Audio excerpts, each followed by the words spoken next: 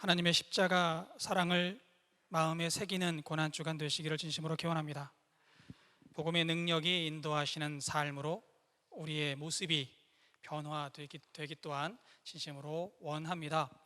부디 바라기는 로마서를 공부하면서, 로마서를 같이 읽으시면서 복음의 능력을 체험하실 수 있기를 바랍니다. 살아 역사하시는 주님의 은혜와 지금도 우리 옆에서 살아서 능력을 행하시는 그분의 힘이 여러분들 삶 속에 함께 하시기를 진심으로 기원합니다. 로마서를 계속 공부하면서 어떻게 하는 것이 성경 공부를 잘하는 방법일까를 계속 고민하게 됩니다.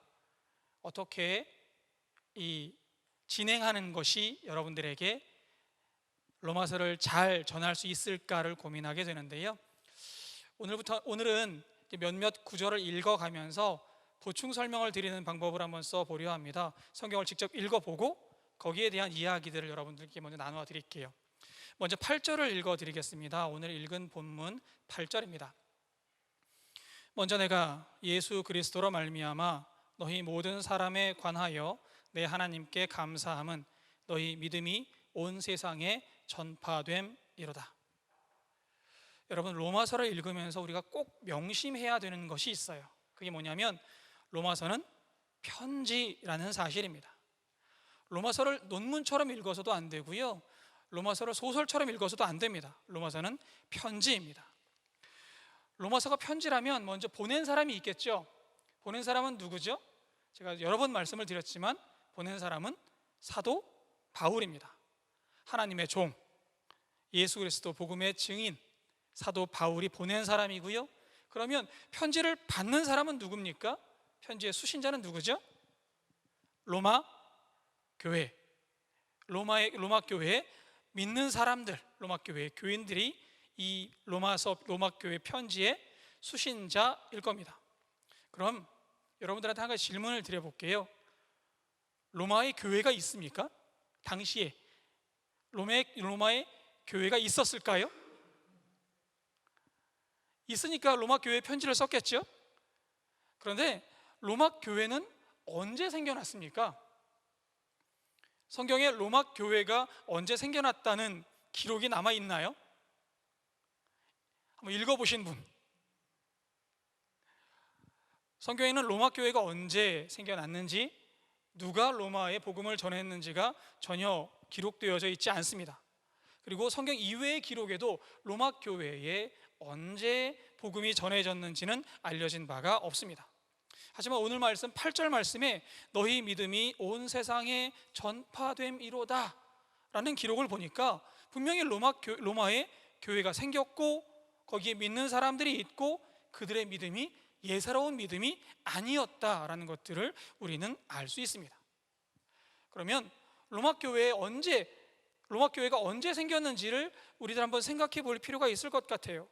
정확하게는 알 수 없지만 학자들에 의하면 여러 가지 추측을 합니다. 먼저는 베드로에 의해서 로마 교회가 생겨났을 것이다 라고 이야기하는 사람이 소수이지만 있습니다.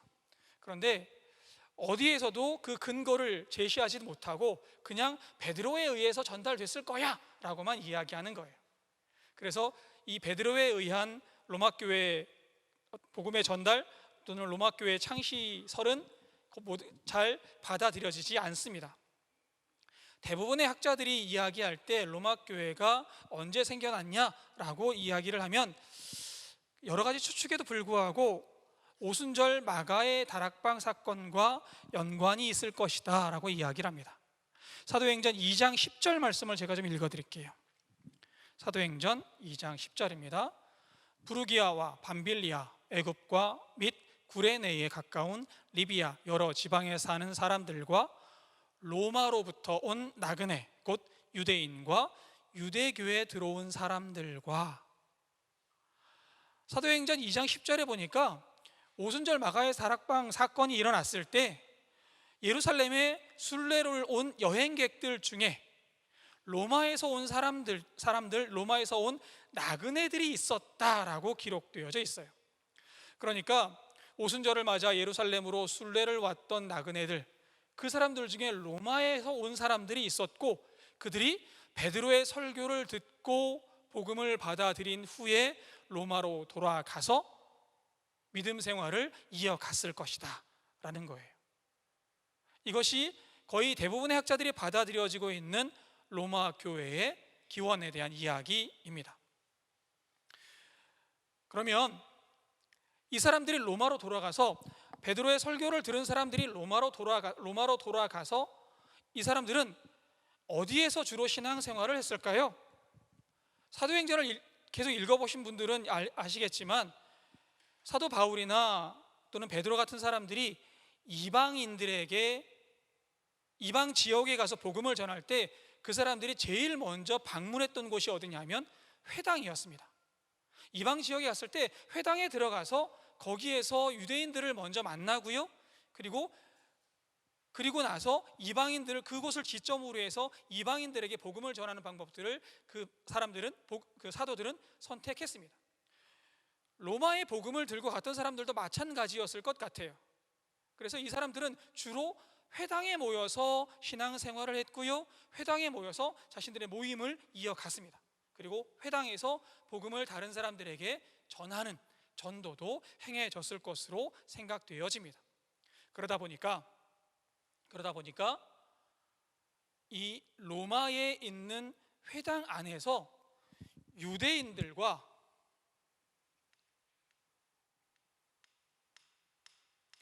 그리스도인들 간에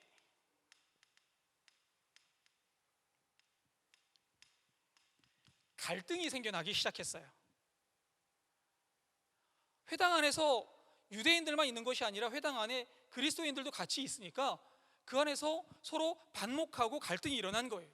그리스도인들은 예수님이 메시아야, 예수님이 구약에서 예언한 메시아야 라고 이야기를 하고요, 유대인들은 율법을 존중해야 돼, 아니야 라고 이야기를 하니까 서로 갈등이 생겨나고 반목하고, 심지어는 잦은 로마 그 정치인들의 얘기를, 기록을 그대로 빌려보자면 폭동까지도 이 안에서 일어났다라고 이야기들을 합니다. 수많은 갈등들이 있다 보니까 기원 후 AD 49년에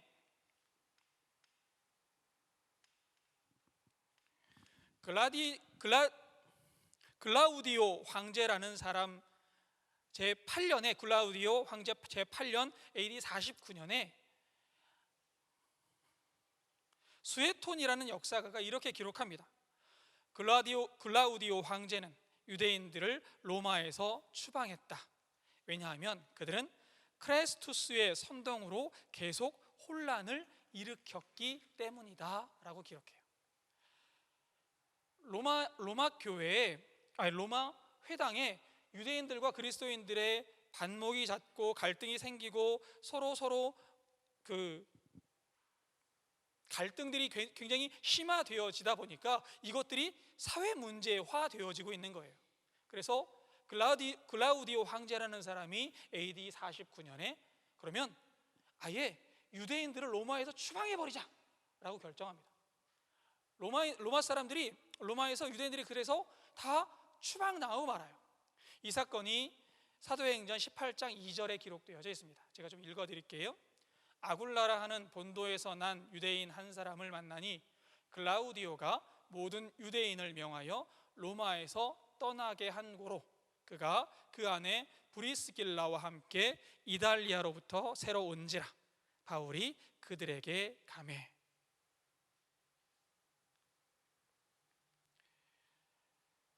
유대인과 그리스도인들의 반목으로 인해서 로마에서 모든 유대인들이 다 추방이 되어지고 유대인들이 이제 로마에 남아있지 않게 돼요.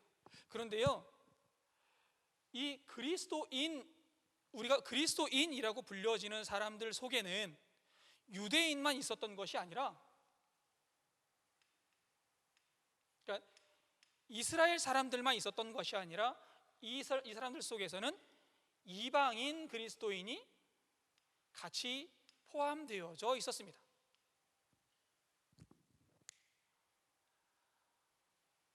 유대인들이 다 쫓겨날 때, 다 추방되어질 때 그리스도인 중에서 이쪽 유대계 그리스도인들은 함께 추방을 당하는데요, 이방인 그리스도인들은 추방을 당하지 않고 로마에 남아있게 돼요.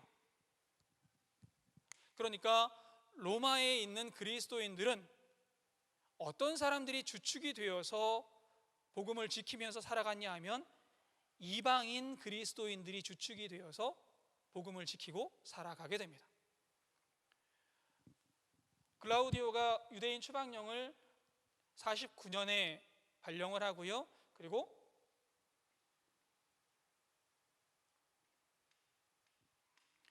AD 54년에 글라우디오가 죽고 네로가 다시 로마의 황제로 즉위하면서 이 추방령이 철회되게 됩니다.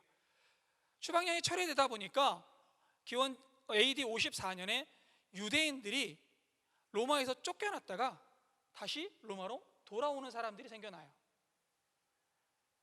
그런데 이 유대인 그리스도인들도 다시 로마로 들어왔는데 이미 로마 안에서 교회 그리스도인들, 그 복음을 지키고 살아가는 사람들 중에 주축을 이루는 사람들은 유대인들이 아니라 이방인들이 복음의 파수꾼으로 로마 교회에 주축이 되어서 복음의 일꾼들로 그들이 활약을 하고 있습니다. 그러니까요, 로마 교회는 주로 이방인 그리스도인들에 의해서 거의 대부분의 구성원들이 주축이 되어서 활동하고 있는 그런 교회라고 할 수 있습니다. 이 유대인 추방령이 로마 교회에 두 가지 영향력을 미쳤는데요. 첫째는 처음에 그리스도인들이 베드로의 설교를 듣고 로마에 들어가서 신앙생활을 하면서 주로 어디에서 그들의 모임을 가졌다라고 말씀을 드렸습니까? 회당. 그런데 유대인들이 다 쫓겨나게 되면서 그리스도인들의 모임이 회당에서 벗어나는 계기가 마련되어집니다. 그러니까 회당에서 모임을 갖는 것이 아니라 이제는 가정교회에서 그리스도인들 자체적인 모임을 갖게 되는 거예요. 그러니까 우리들만의, 그리스도인들만의 모임이 생겨나기 시작한 거죠. 그리고 두 번째는 유대인들이 다시 로마로 들어왔는데, 유대인들이 다시 추방령이 철회되면서 로마로 들어오게 됐는데, 이 유대계 그리스도인들이 자신들의 힘을 발휘할 수가 없게 돼요. 신앙적인 면에서 교회 안에서 이들이 약한 자라고 취급을 받게 되고요, 이방인 그리스도인들이 강한 자, 신앙이 강한 사람들로 취급을 받게 됩니다. 그래서 로마서 읽다 보면 14장과 15장에 강한 자와 약한 자 논쟁이 그 안에서 벌어지게 되는데요, 바울이 강한 자들에게, 믿음이 강한 자들에게 신앙이 약한 자들을 수용해라, 그들의 신앙을 좀 받아들여라, 이해해줘라 라는 구절들이 나오는데, 그것이 신앙이 무조건 좋은 사람이 신앙이 약한 사람들을 다 수용하고 이해해라 라고 받아들이면 안 돼요. 이런 역사적인 맥락을 이해하고 14장과 15장의 약한 자와 강한 자를 이해하셔야 바울의 의도를 정확하게 볼 수 있습니다. 로마 교회는 이렇게 모양들이 형성되어지고 있었어요. 처음에는 오순절 마가의 다락방 사건으로 해서 복음이 전해졌고요, 그리고 그 안에 유대인들과 이방인들로 나뉘어져 있다가 유대인들이 추방되어지면서 유대인들의 세력이 약해지고 이방인들이 주 구성원으로 자리하게 되었다라는 거예요. 그리고 이 로마에 있는 이방인 그리스도인들을 향해서 바울이 편지를 보내서 내가 너희에게 가기를 원한다 라고 오늘 로마서의 내용들을 쓰고 있는 거죠. 이 로마 교회가 형성되어지는 과정을 여러분들에게 설명드리면서 저는 두 가지 얘기를 여러분들에게 말씀드리고 싶습니다. 첫째는 성경을 읽을 때 그 책이 쓰여진 배경을 이해하시고 읽으면 이해하면서 읽으시기를 바란다라는 거예요. 그러기 위해서 목회자의 도움을 받는 것도 굉장히 좋을 것 같습니다. 성경이 쓰여진 그 시대 배경을 이해하지 못하면 성경을 오해하기가 쉽습니다. 그러니까 로마서를 읽든지 아니면 고린도전서나 고린도후서 같은 또 구약 성경을 읽을 때에도 그 성경에 쓰여진 역사적 배경을 조금은 알고 성경을 읽으시면 좋겠다라는 거고요. 그리고 두 번째는 하나님의 복음은 뜬구름 잡는 이야기가 아니다라는 거예요. 하나님의 복음은 구체적인 상황과 사람들이 살고 있는 현실 속에서 역사하고 있는 힘이 있는 이야기다라는 것들을 다시 한번 여러분들에게 강조하고 싶습니다. 지금 여러분이 겪고 있는 현실 속에서 하나님은 역사하시고 복음은 여러분을 실제로 위로하고 여러분 삶 속에 관여하고 계세요. 바울은 로마 교회에 편지를 쓰면서 이 모든 로마 교회의 상황들을 이해하고 알고 로마 교회에 편지를 씁니다. 구체적인 상황 속에서 편지를 쓰고 있는 거예요. 그리고 그 사람들에게 내가 너희에게 하고 싶다, 내가 가서 너희에게 복음을 전하고 싶다, 그리고 그 이후에 왜 내가 복음을 전하고 싶은지 그 이유들을 하나하나 설명하게 됩니다. 그런데 바울이 로마 교회에 편지를 쓰면서 뜬구름 잡는 이야기를 하는 게 아니에요.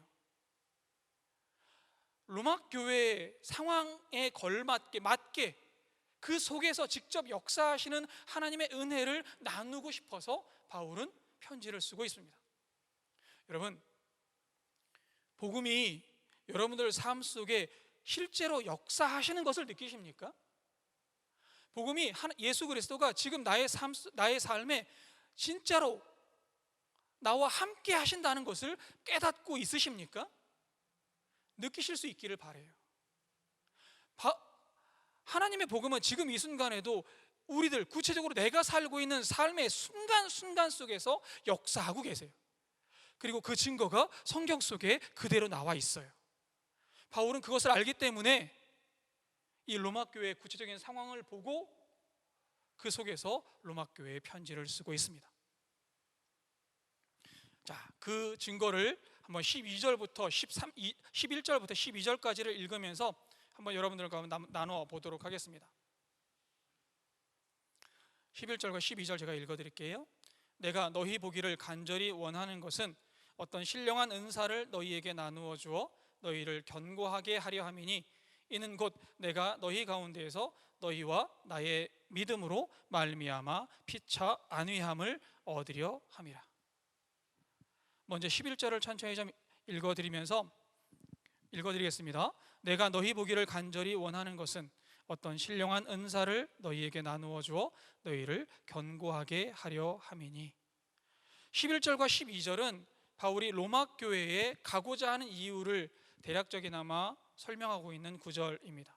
내가 너희에게 왜 가려고 하는지를 이야기하고 있는 거예요. 11절을 다시 읽어드릴게요. 내가 너희 보기를 간절히 원하는 것은, 내가 너희에게 간절히 가고자 하는 이유는 너희에게 무엇을 나누어 주기를 원한다고요? 신령한 은사를 나누어 주기를 원하고 있다고 이야기합니다. 여러분, 신령한 은사가 뭐예요? 신령한 은사가 뭐죠? 당황스럽죠? 헬라 원어로 이 신령한 은사는 카리스마 푸뉴마티콘이라고 이야기를 합니다. 카리스마라고 하는 말은 어떤 은혜로운 선물이라는 뜻이고요, 푸뉴마티콘이라고 이야기하면 영적인이라는 뜻이에요. 그래서 카리스마 푸뉴마티콘이라고 이야기하면 영적인 선물이라는 뜻입니다. 그러니까 바울이 로마 교회에 전해주고 싶은 것이 뭐냐 하면 영적인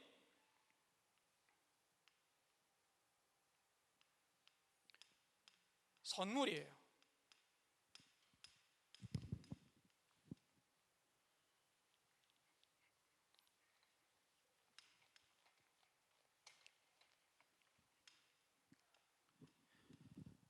영적인 선물을 바울은 나누어 주고 싶습니다.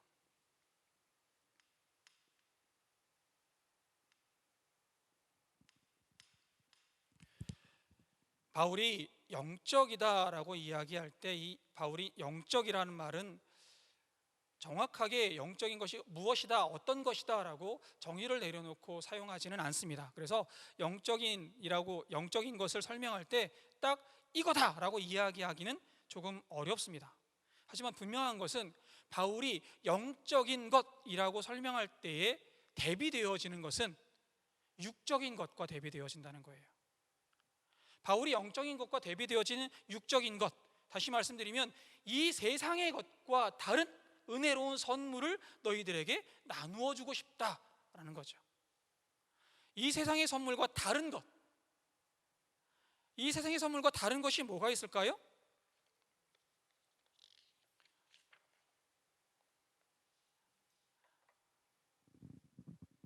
이 세상의 것과 다른 것, 그게 뭐가 있을까요?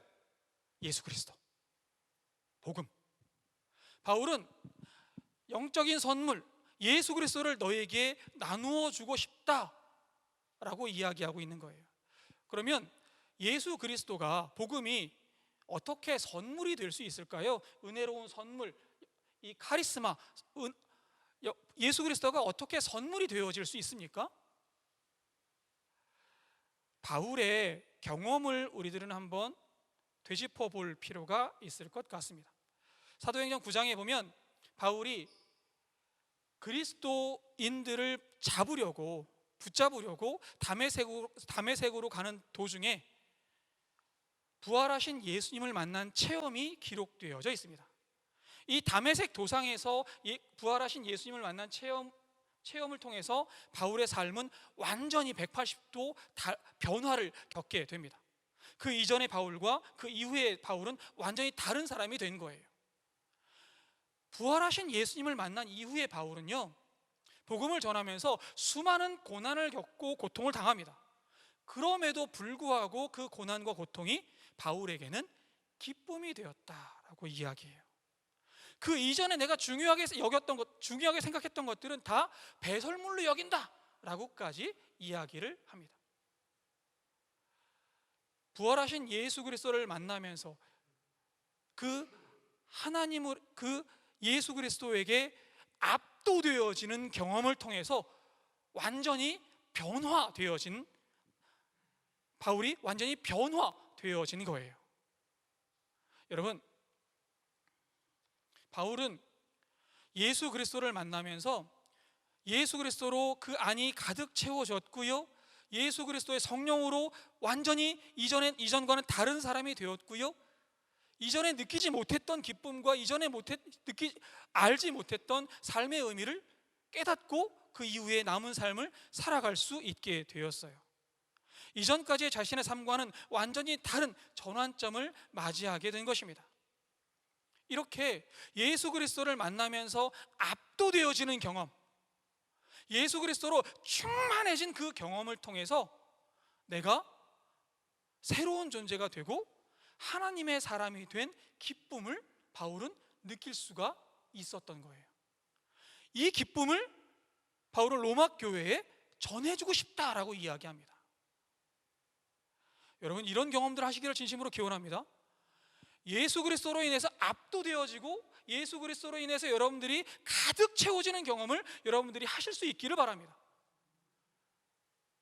바울은 이 경험이 너무나 황홀하고 너무나 좋고 또 너무나 기쁜 경험이었던 거예요. 다른 어떤 무엇도 이 땅이 주는 그 어떤 무엇도 예수 그리스도가 나에게 주신 그 기쁨을 대신할 수 없었던 거예요. 그래서 이 기쁨을, 이 예수 그리스도를 너희들에게 나누어 주고 싶다, 가서 너희들에게 전하고 싶다라고 이야기합니다. 계속 읽어볼까요? 11절 계속 읽어봅니다. 내가 너희 보기를 간절히 원하는 것은 어떤 신령한 은사를 너희에게 나누어 주어 너희를 견고하게 하려 함이니. 신령한 은사를 너희에게 나누어 주어 너희를 어떻게 한다고요? 견고하게 하려 함이니. 예수 그리스도를 통해서 너희를 견고하게 하고 싶다라고 이야기하는데요, 견고하게 한다는 말은 또 뭐죠?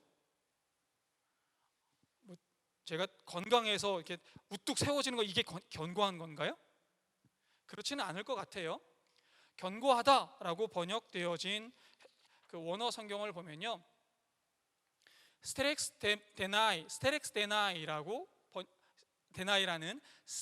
데나이라는 헬라어 원문을 쓰고 있습니다. 영어로 이 스테렉스테나이를 번역하면 스테랭스텐이라고 번역되어지는데요, 우리말로는 강하게 하다.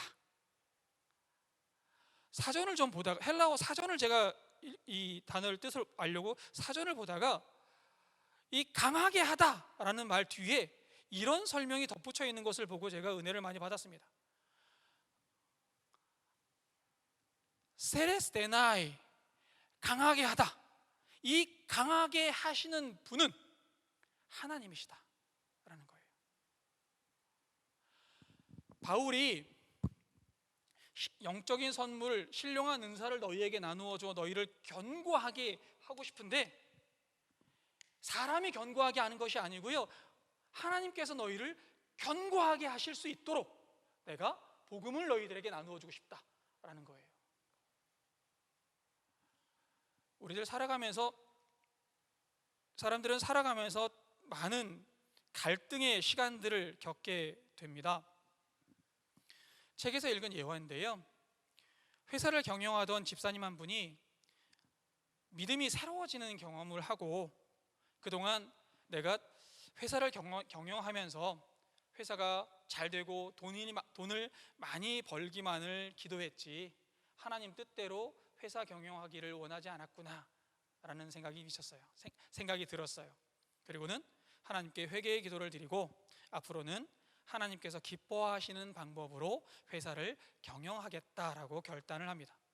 세금도 영업도 하나님의 방법대로 하겠다고 결정한 뒤에 직원들을 다 불러 모아서는 직원들 앞에서 이제는 하나님의 뜻대로 회사를 경영하겠습니다, 하나님이 원하시는 방법대로 이 회사가 경영될 겁니다 라고 선포를 했습니다.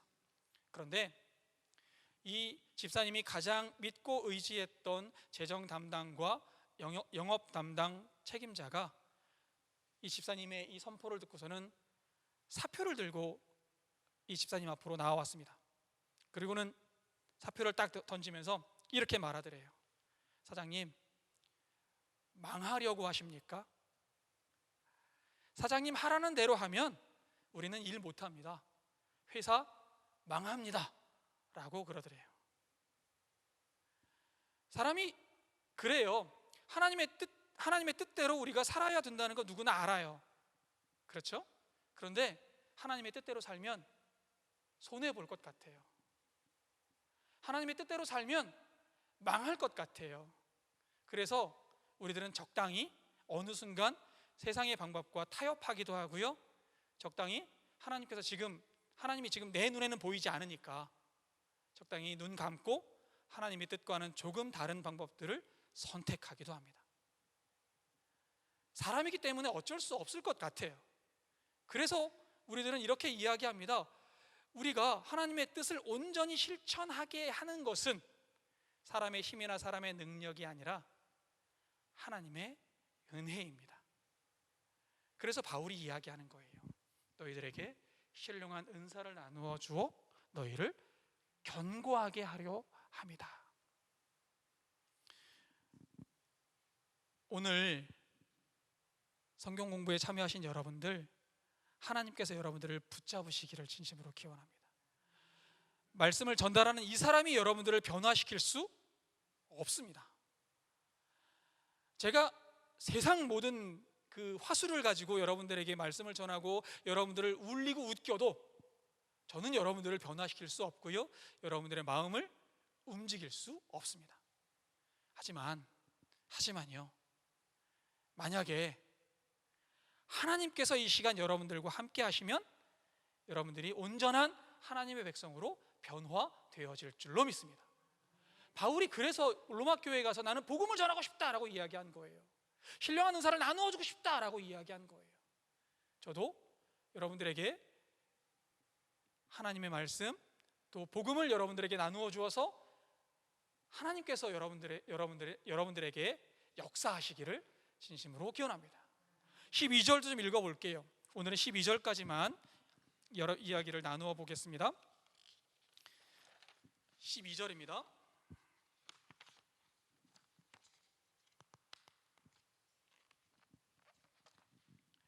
이는 곧 내가 너희 가운데서 너희와 나의 믿음으로 말미암아 피차 안위함을 얻으려 함이라. 자, 내가 너희에게 복음을 전해 주어서 너희를 어떻게 하기를 원했다 그랬죠? 처음에는 견고하게 하기를 원했다라고 얘기했습니다. 12절 말씀은 너희를 어떻게 하기를 원한다고 이야기합니까? 안위하기를 원한다. 다시 한번 질문을 한번 드려볼까요? 안위한다는 게 무슨 뜻이에요? 그냥 편하게, 안전하게 뭐 이런 뜻일까요?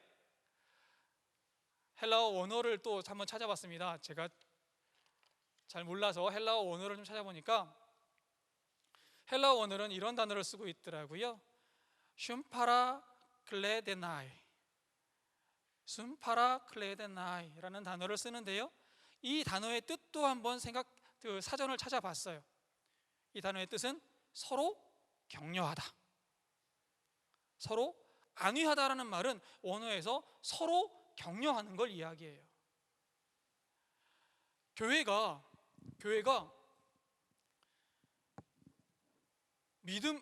하나님을 온전히 우리가 붙잡고 하나님의 뜻대로 살아갈 수 있도록 서로 격려해주고 다독여주고 힘을 주는 곳, 그곳이 교회예요. 바울은 로마 교회에 편지를 쓰면서 너희와 내가 믿음 안에서 서로 격려하기 위해서 내가 너희를 복음을 들고 너희에게 가기를 원한다라고 이야기하고 있어요. 우리들 교회 안에서 만나는 사람들에게 우리가 교회에서 만나는 사람들과 나누었던 우리들의 언어, 우리들의 말을 한번 돌아볼 수 있으면 좋겠어요. 여러분들 교회에서 만나는 사람들, 교회에서뿐만 아니고요, 직장에서나 다른 곳에서 만나는 사람들에게 여러분들 어떤 말을 주로 하십니까? 힘이 되어주는 말, 격려의 말, 응원의 메시지를 많이 전하십니까? 아니면 그 반대의 말을 여러분들 더 많이 하십니까? 교회는 서로 격려하고 힘을 나누어 북돋워주는 곳, 그것이 교회가 되어져야 돼요. 바울은 서로 안위, 서로 격려하기 위해서 복음을 들고 간다라고 이야기하고 있어요. 오늘 이 자리에 함께 하신 여러분, 여러분들의 입에서 힘이 되는 말들이 더 많이 나오기를 진심으로 바랍니다. 여러분들의 말을 듣는 사람들이 여러분들의 말을 통해서 힘을 얻을 수 있기를 바랍니다. 그런데 무조건 잘한다 그렇게 말하는 게 아니라는 거예요. 바울은 무엇 안에서 서로 안위하기를 원한다고요? 믿음 안에서, 너와 나의 믿음 안에서 안위하기를 원한다 라고 이야기를 합니다. 상대방이 하나님을 붙잡고 하나님과 함께 살아가려고 노력하는 와중에 지치고 또는 좌절하고 절망하는 순간들이 오잖아요. 저는 신앙생활은 절대로 혼자 할 수 없다고 생각합니다. 왜냐하면 혼자 아무리 성경책을 열심히 보고요, 혼자 아무리 기도를 열심히 해도 혼자 하다 보면 어느 순간에 지치더라고요. 혼자 신앙을 붙잡겠다고, 예수님과 동행하겠다고 아무리 발버둥을 쳐도 혼자 하는 신앙생활은 금세 무너지고 지치고 또 포기하게 되더라고요. 그래서 교회가 중요해요. 신앙의 공동체는 그래서 중요합니다.